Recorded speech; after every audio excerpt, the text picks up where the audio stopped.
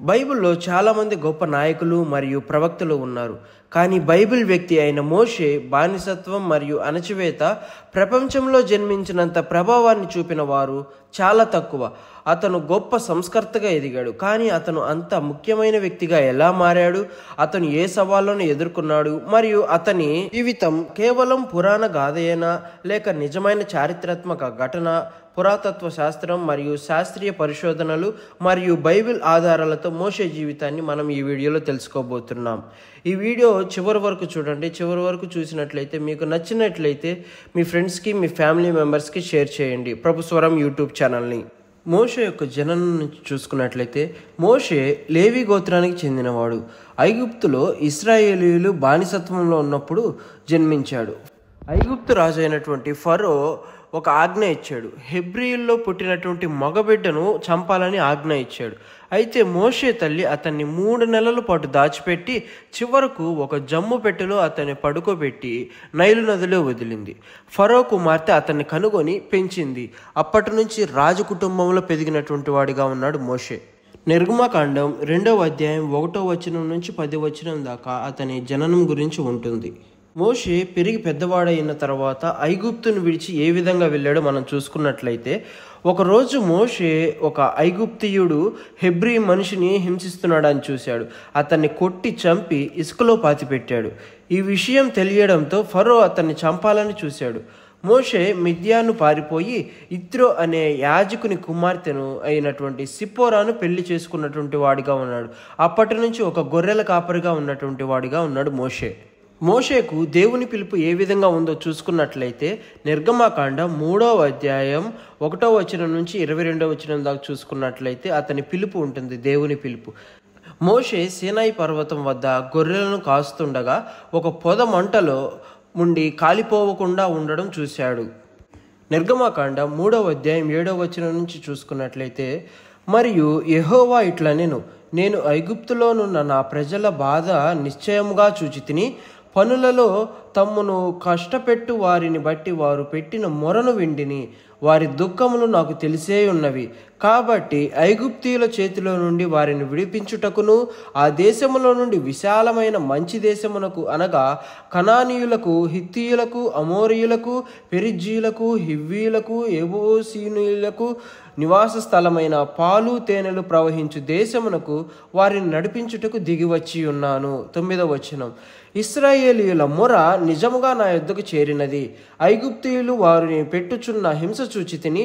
కాగా రమ్ము, నిన్ను ఫరో యొద్దకు పంపెదను. ఇశ్రాయేలీయులైన నా ప్రజలను నీవు ఐగుప్తులో నుండి తోడుకొని పోవలెనెను. ఈ విధంగా మోషేతో దేవుడు ఈ విధంగా మాట్లాడాడు.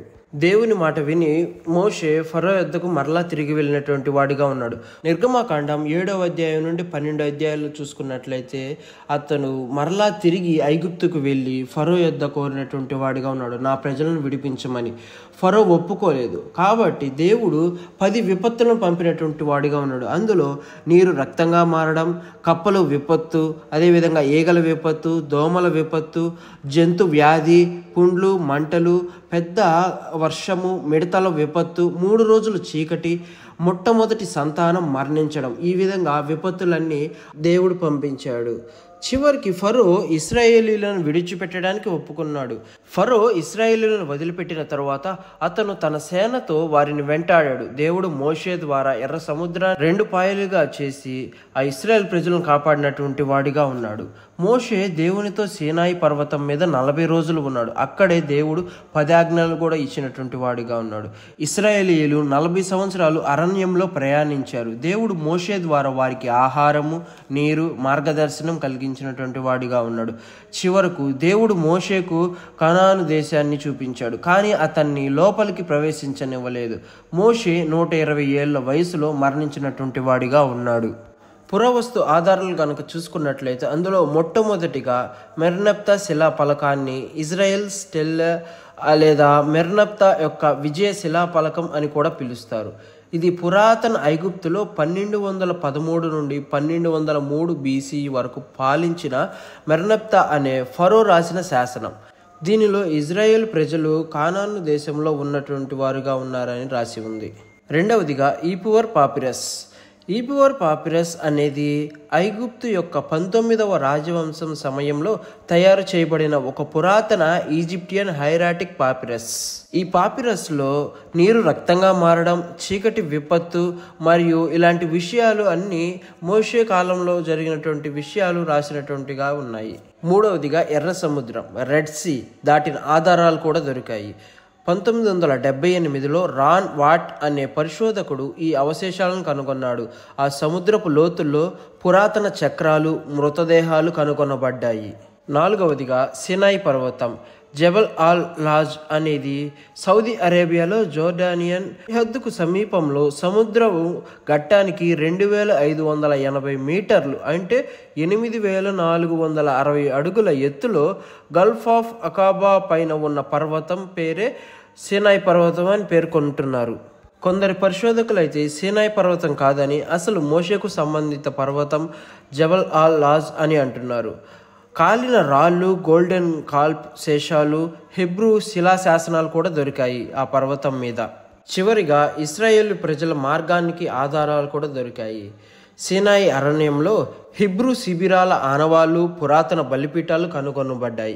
ఈ విధంగా చూసుకున్నట్లయితే ఇంకా ఎన్నో ఆధారాలు దొరికాయి. మోషే నాటి కాలంలో రాసినటువంటి శిలాఫలకాలు, ఫరో రాసినటువంటి శాసనాలు, ఈ విధంగా ఎన్నో దొరికాయి. ఈ ఆధారాలు కనుక చూసుకున్నట్లయితే మోషే నాటి కాలం నిజమైనటువంటి కాలం అని మనం తెలుసుకోవచ్చు. ఈ వీడియో కనుక మీకు నచ్చినట్లయితే లైక్ చేయండి, షేర్ చేయండి. ప్రభుస్వరం యూట్యూబ్ ఛానల్ని సబ్స్క్రైబ్ చేయండి. అందరికీ వందనాలు.